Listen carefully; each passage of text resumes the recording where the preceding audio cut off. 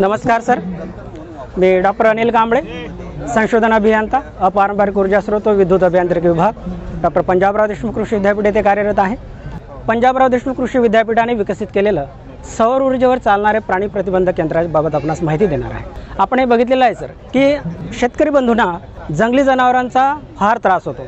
जंगली जनावरांच्या हदोसामुळे पिकांचे नुकसान खूप सारं होत असते आणि हे नुकसान टाळण्यासाठी आमच्या पंजाबराव देशमुख कृषी विद्यापीठाच्या या विभागाने हे सौर ऊर्जेवर चालणारं प्राणी प्रतिबंधक यंत्राची निर्मिती केलेली आहे।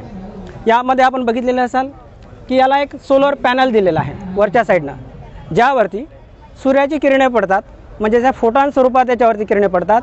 याच्यावरती सेल्स दिलेले आहेत। या सेलमध्ये इलेक्ट्रॉनच्या जंपिंगमुळे इलेक्ट्रिसिटी तयार होतं आणि ती इलेक्ट्रिसिटी एक छोट्याशा बॅटरीमध्ये स्टोअर होतो।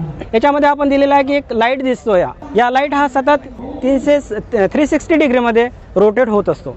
आता ते कधी रोटेट होईल, काय रोटेट होईल त्याबाबत सुद्धा मी आपणास माहिती देतो। सोबतच एक इथं स्पीकर दिलेला आहे। या स्पीकरमधून विविध प्रकारचे आवाज ऐकू येतात आणि या आवाजामुळे प्राणी शेतातून बाहेर पडतात।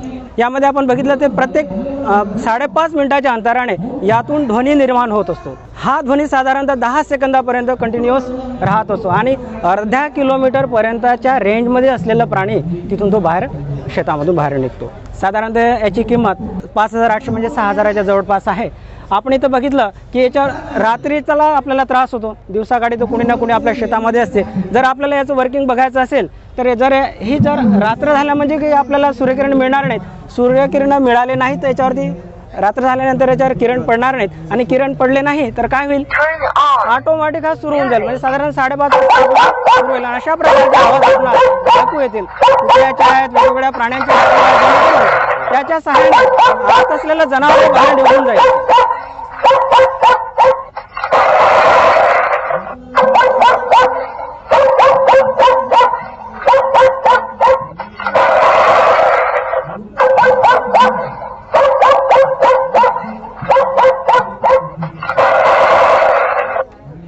आणि दिवसा याच्यावरती काही परिणाम होणार नाही, स्टोअर होत राहील, एनर्जी बॅटरीमध्ये स्टोअर होत राहील आणि जेव्हा रात्रीच्या वेळेला सूर्यकिरण राहणार नाही तर ती बॅटरीमधून येणारी ऊर्जा ते याला फिरवण्यासाठी आणि स्पीकरमधून ध्वनी बाहेर नेण्यासाठी वापरल्या जाते।